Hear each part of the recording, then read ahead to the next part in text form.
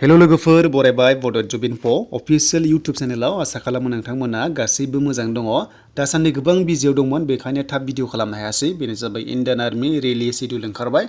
दा बे शेड्युलावहाय सोरना माब्ला जागोन बिनि सायाव नोंथांमोना आपडेटखौ लाबोबावबाय जाहाथे नोंथांमोना मोजाङै बुजिसिनो आरो डकुमेन्टसा मा नांगौ एप्लाइ खालामनायावहाय। दा गोबाव खालामा जों डाइरेक्ट रेलि डेटखौ नायनोसै आरो लोगोसे मोनसे बाथ्रा होनखादों जे बे मोनसे टेन्टेटिभसो सोलायनोबो हागौ। जुदि माबाफोर बोथोर गाज्रि जायोब्ला नोंथांमोना रेलिखौ होनो मोनाबो जानो हागौ, नाथाय बिनि एप्लाइआ सोलिगोन। बाट नोंथांमोना उनावहाय फिक्स डेट मोनबावगोन। बे जाबाय मोनसे डेट होनाय आरो जायखिजाया बोथोरखौ नायदो। स' बिनिफ्राय दानिया जोङो नायनोसै डाइरेक्ट जोङो आसामखौ नायगोन, नर्थ इस्टखौ नायगोन। दा बिनिफ्राय ओरैबायदि थायो जन वाइसआव थायो नालाय बेखौ गावगाबागाव नोंथांमोना मिथिखानांगौ जन वाइसआ माब्ला जायो। गावगावनि जनाव जि गोलैयो बेयावनो रेलिया जागोन।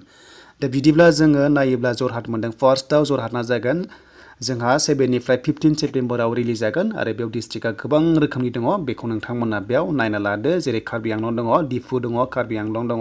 स' बिनिफ्राय लोगोसे जोंहा गोबां रोखोमनि दङ। शिबसागर, तिनसुकिया, माजुलि, जरहाट दङ, डिब्रुगड़ दङ, गलाघाट दङ, लखिमपुर दङ। स' नोंथांमोना बेखौ नायना ला। बेनिफ्राय जागोन जरहाटआव जागोन नोंथांमोननि रिलिया। बेनिफ्राय जोङो नेक्स्टआव फैयोब्ला जों 6 नाम्बाराव मोनगोन शिलं जनावहाय एबा शिलंआव नायदो नोंथांमोनाहाय 4निफ्राय 10 अक्ट'बराव जागोन मरिगाव, नगाव, सनितपुर, हजाय आरो बिसनानि थाखाय। बेनिफ्राय जों नेक्स्टआव नायोब्ला मोनबावगोन बेनो जाबाय नोंथांमोननि 8 नाम्बाराव सिलचर जना आरो बे आगरतलायाव जागोन। स' नोंथांमोना नुनो मोनदों आगरतलायावहाय। स' बिनिफ्राय जोङो नायोब्ला काछार, करिमगन्ज दङ, हाइलाकान्दि आरो डिमा हासाव जागोन। बेनिफ्राय 9 नाम्बार नारेंगाव नायोब्ला नोंथांमोना बङाइगाव जागोन आरो बे बङाइगावनि जायगाया जाबाय अबियाफुरि होननायाव जायो रिलिया कन्डाक्ट खालामबाय थायो इन्डियान आर्मिया। आरो बेयाव नोंथांमोननि रिलिया जागोन 1निफ्राय 30 नभेम्बरसिम। बे जाबाय बरपेटा, दरं, नलबारि, चिरां, बाक्सा, उदालगुरि, क'क्राझार, धुब्रि, बङाइगाव दङ। आरो नोंथांमोना बेखौ माखासेखौ नायना लादो। जेरै गवालपारा दङ, बेनिफ्राय कामरुप RM दङ, बेनिफ्राय जोंहा साउथ सलमारा दङ। अके, बेखौ नोंथांमोना नायना लादो। दा ओरैबायदि जायो नोंथांमोना जन वाइसखौ गावगाबागाव बुजिनांगौ। इन्डियान आर्मियाव माखासे जन वाइसआव रिलि कन्डाक्ट खालामो नालाय। दा बेखायनो जनखौ नोंथांमोना बुजिनानै बे PDF फाइलखौ डाउनलड खालाम, अब्ला साबसिन जायो। डिसक्रिपसनाव दङ नोंथांमोना जायफ्रा मोनाखै। स' बेनिफ्राय जों इन्डियान आर्मियाव फैबाय। बेयाव फैनाय लोगो लोगो नोंथांमोना जि नाम्बार केपसा मोनदों बेखौहाय एन्टार खालामनानै नोंथांमोना थांनो हायो अफिसियेल साइटआव। दा जेरै आं बेयाव बेबायदि खालामदों बिदि होनानै जोङो बेयाव एन्टार वेबसाइट खालामना होदो। क्लिक खालामनानै आग्निपाथ स्किम मोनसे मोनदोंना बेयाव नोंथांमोना क्लिक खालामदो। बेयाव क्लिक खालामनाय लोगो लोगो अफिसियेल साइटआ गेवखागोन। बेनिफ्राय रेजिस्टारा सोलिगासिनो दङ, नोंथांमोना थाब खालामना ला। रेजिस्टार जाखांनायनि उनावसो एप्लाइ खालामनो हायो नालाय बेखायनो रेजिस्टार खालामनांगोन। बेनिफ्राय गाहायाव मोनसे अपसन मोनदोंना एप्लाइ अनलाइन, बेयाव नोंथांमोना क्लिक खालामदो। दा बेयाव क्लिक खालामनाय लोगो लोगो बेयाव नोंनि ID नाम्बारखौ होनानै लगइन खालामनांसिगोन। दा बेखायनो आं जास्ट एग्जाम्पल महरै लवार आसामनि हिसाबै बेयाव आं लगइन खालामसै। दा बे आइडिया लवार आसामनि। दा बेखौ जोङो बेयाव लगइन खालामनाय लोगो लोगो नोंनि प्रफाइला श' जागोन। आरो ओरैबायदि बाथ्रा जायनि एप्लाइआ जाबाय अब्ला नोंथांमोना प्रफाइलावनो ओंखारखायो। बेखायनो गाव गावनि प्रफाइलखौ नोंथांमोना लगइन खालामनानै नायबाय थानांगौ। दा जोङो लगइन खालामसै फैदो। आं गासैखौबो एन्टार खालामबाय। दा लगइनाव थुबाय। लगइनाव थुनाय लोगो लोगो नोंथांमोना नायदो नै माखासे बेबायदि ओंखारबाय। बेनिफ्राय ट्राइबेल्स नोंथांमोना बेयाव क्लिक खालामदो। बेनिफ्राय दानिया बेयाव नोंथांमोन इलिजिबोल जानायखौ ओंखारखागोन। अग्निवीर दङ, मोनसे जाबाय रेगुलार दङ। दा मोननै रोखोमनि जाबाय नालाय इन्डियान आर्मियावहाय, मोनसे अग्निवीर, मोनसे रेगुलार। दा ओरैबायदि ओंखारगोन जायनि प्रफाइला नोंथांमोननि जन वाइसआव एप्लाइ सोलिगासिनो दङ अब्ला एप्लाइ लिंकआ एक्टिभ ओंखारखागोन। बे नोंनि इलिजिबोलनि सायाव नोंथाङा जि इलिजिबोल जायो बेयावनो एप्लाइ अपसन ओंखारगोन। दा बेयाव नायदो नै दायो ओंखारथ'वाखै लवार आसामनि हिसाबै। थ' नोंथांमोना 5 आगष्टनिफ्रायसो जागोन जायफ्रा लवार आसामनि।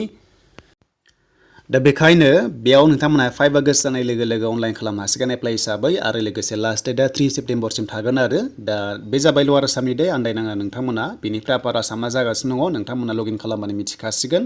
दा जायखिजाया नोंथांमोनाहाय खालामबाय थादो जायफ्रानोखि एप्लाइ लिंकआ एक्टिभ जायो लगइन खालामनानै। बेनिफ्राय डकुमेन्टसा मा नांगौ मा नाङा जों गासैबो डिटेल्सखौ दानिया नायफिनसै फैदो। जेब्ला एप्लाइ खालामगोन बेखौ आं नोंथांमोननो होग्रोगोन। आरो रिलियाव थांबा नोंथांमोना जि लांफानांगौ बेखौ नेक्स्ट भिडिअनि गेजेरजों नोंथांमोनाहाय मोननो हागोन। स' दानिया जों एप्लाइ खालामनायाव डकुमेन्टसा मा नांगौ सबसे गाहायाव दङ। जों बेयाव क्लिक खालामनांगोन आरो बेयाव क्लिक खालामनाय लोगो लोगो अनलाइन खालामनाय टाइमावहाय मा मा डकुमेन्टसखौ नोंथांमोना साबमिट खालामनांगौ आरो माबायदि रोखोमनि होनांगोन बेखौ जों नायनो हासिगोनलाय। दा बेयाव बिदों नोंथांमोननि मेट्रिक पासनि सार्टिफिकेटआव जि नाम दङ नोंथांमोना जेरै नाम दं बेखौनो होनांगोन। इमेल ID थानांगोन, बेनिफ्राय मबाइल नाम्बार एक्टिभ जानांगोन जाहाथे OTP थाङो, माखासे डेट थांगोन नोंथांमोना बेयावनो मिथिबाय थागोन। बेनिफ्राय लोगोसे नोंथांमोननि जेरैहाय स्टेट बा डिस्ट्रिक्ट लेभेल बे डमिसाइला नोंथांमोना बेनो जागोन आरो नोंथांमोना मेजिस्ट्रेटनि खालामना ला बेनिफ्राय स्केन कपि नोंथांमोननि सिगनेचार आरो लोगोसे फट'आ 10 निफ्राय 20 केबिसिमल' बेनिफ्राय साइना 5 निफ्राय 10 केबिसिमल' जागोन आरो दा नोंथांमोना बेखौ नांगोन बेनिफ्राय क्लास 10 नि मार्कशीट सार्टिफिकेट डिटेल्सखौ नोंथांमोना होजोबनांगोन आरो बे जाबाय नोंनि क्वालिफिकेसननि सायाव जि नोङो पस्ट एप्लाइ खालामदों जेरै जिडि बा 10 पासनि ना बेनिफ्राय टेक्निकेल लाइन बा एचएस पासनि बेनिफ्राय 8 पास बा 8 पासनि बेखौ नोंथांमोना होनांगौ आरो दा पार्सेन्टआव नांखागौ नोंथांमोनाथ' मिथिखाबाय पार्सेन्टआ जिडिआव बा 45 नांथारगोन आरो गासैबो साबजेक्टआव 33 नाम्बार थानांगोन बेनिफ्राय 8 पासआ पार्सेन्ट नाङा नाथाय गासैबो साबजेक्टआव 33 नाम्बार थानांगोन बेनिफ्राय क्लार्क टेक्निकेलाव नोंथांमोनाथ' मिथिखाबाय जेसेबांखिनि नांगौ 60% नोंथांमोना बेबायदि रोखोमनि दङब्ला इलिजिबोल जासिगोन अलरेडि इलिजिबोल जायाबा नोंथांमोना प्रफाइलावहाय मोननाय नंखाया